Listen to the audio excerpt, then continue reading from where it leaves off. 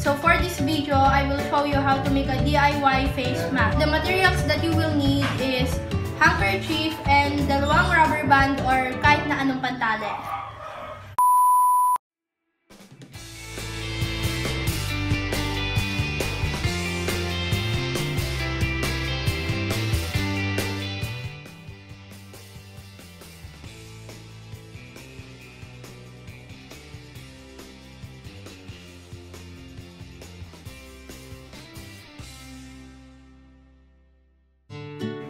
Hi everyone! Welcome back to our channel, Carpio Squad. Dahil ngayon na may kumakalat na COVID-19, importante na palagi tayo naka-face mask.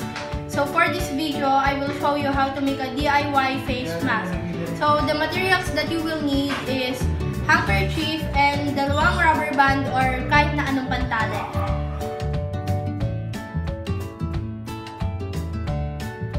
Ifo-fold natin ang handkerchief ng ganito.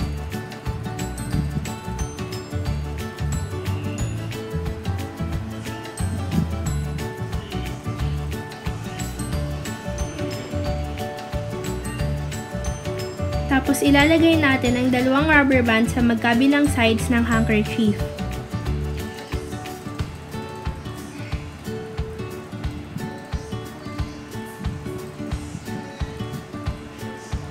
Then ifo-fold natin ng ganito yung handkerchief natin.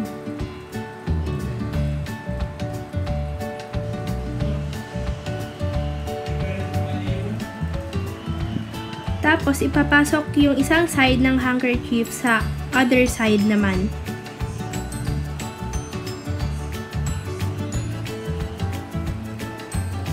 And that's it. We're done. Ganyan lang gumawa ng DIY face mask. So, this is our face mask. So, it works like this. Tapos, gumagana naman siya na parang ordinary face mask. So, kapag lalabas kayo, it is important to wear a face mask. So, thanks for watching. Make sure you like, share, and subscribe. Bye!